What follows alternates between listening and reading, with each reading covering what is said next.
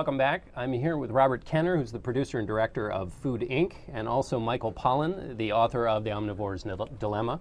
Welcome, both of you. Robert, I want to start with you and start with the film starts, which is this scene of American grocery stores, this gorgeous bounty. Now, take us behind that scene to what's in your film. Well, I think our food has been fundamentally transformed without us really knowing about it. The tomatoes, as Michael calls them, they're notional tomatoes. They look the same. They're still bright red, but they no longer have the nutritional value. They've been changed. They don't bruise, but they don't have flavor any longer. The chickens have been changed. The meat's been changed. And I thought it'd be interesting to take a glimpse to see where our food is grown and what's in it, and to learn more about it. And that was the point of Food, Inc. And Michael, why has this happened? Why have we got these supersized chickens and tasteless tomatoes?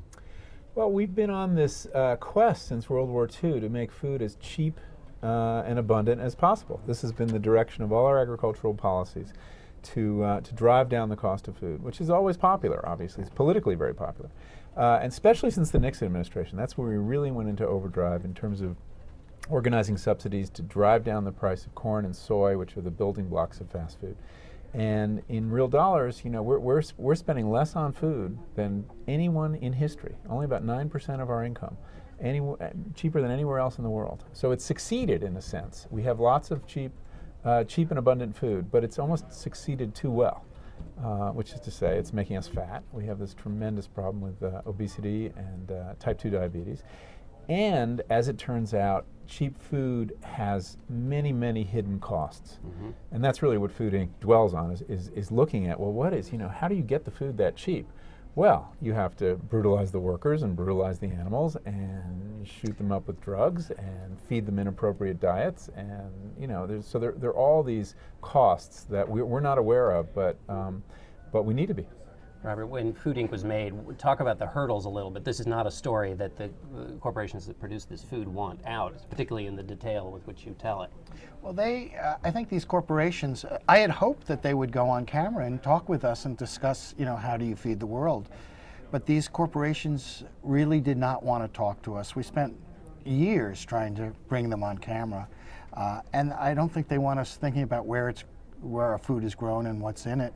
And you know, for me, one of the most shocking things was when we went to one state legislation hearing where we were discussing whether we should allow whether we should label cloned meats. I didn't even know there were cloned meats. And the industry representative said that she thought it was not in the consumer's interest to have us have that information. It was best that we don't put it on the label. And I realized time and time again, this kind of information is being kept away from us, whether it's GMOs or trans fats or you know, on and on and on, that these corporations are trying not to provide us information. And I think in our society, if we're going to make good choices, it should be based on proper information. Michael, what about people who say, life is hard, let me just eat my chicken, and also I don't have the money to get grass-fed beef from the farm up the street. What do you say to people who say that? Well, I think that that's a problem. I mean, the fact is that, you know, we can only afford this cheap food, many people. But I think that really is something that can be addressed at the level of policy. I mean, right now we're subsidizing the least healthy calories in the supermarket. I'm talking about the high fructose corn syrup that comes from corn, the hydrogenated oils that come from soy, the animal feed for the animal factories. This is what we subsidize. We don't subsidize the healthy foods. We don't subsidize fresh produce. So we have to change the playing field so that the healthy food can compete with the less healthy foods. And that is really a matter of changing the incentives built into our subsidy system. But, John, I also think that we're not seeing the real price, the real cost for this food when you go to the checkout line. You know, on one hand, we're paying very little money, as Michael's saying.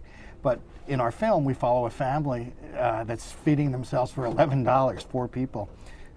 And so that's a wonderfully cheap meal, but they're also spending $500 a month on medicines. Well, Upton Sinclair said when he wrote The Jungle that he said he aimed for people's heads and he hit them in the stomach because it was so disgusting that it ended up not being his intent. Do you worry about that here, either with the film or with your book, in terms of people missing the point because some of the behind the scenes that you show is so grim? We actually tried to take most of that out of the film. We didn't want to have people have to sit there with their eyes closed. And you know, on a level, we're trying to change people's minds as much as we're trying to change their stomachs. But obviously, you know, ultimately, people are very concerned by what they're eating, and there've been a number of food scares, and that's always one of the main questions that people ask you. And I think it's going to be mothers who have to feed their children who are going to help change this system. You've got people, you know, people are more concerned about the food supply today than they've been since Upton Sinclair, really. I mean, there is this, you know, we've had these episodes, beginning with mad cow disease, various food safety problems, and every one of these episodes is an opportunity to peer behind the curtain.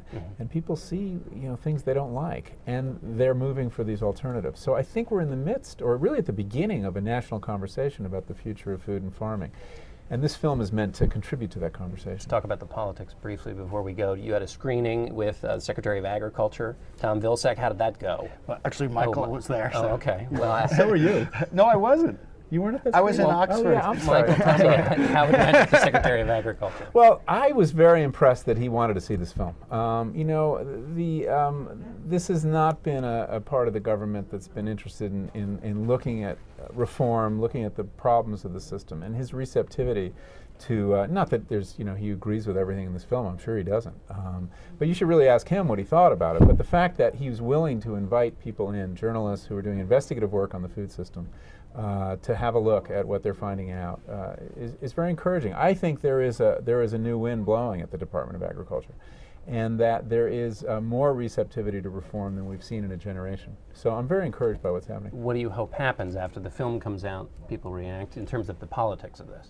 Well, I think, first of all, I hope that it helps contribute to a very much a growing movement that's out there, and I think that movement can help influence politicians, because I think there are a lot of people in Washington who would like to do things, but they need a strong movement to follow. So I'm just hoping that Food Inc. really contributes to this powerful movement that's growing. All right. You know, all the policies and regulatory decisions around food are really made by a very closely held group of the agriculture committees in the House and the Senate and the industry, and maybe a few people in the USDA. We're not in on this conversation.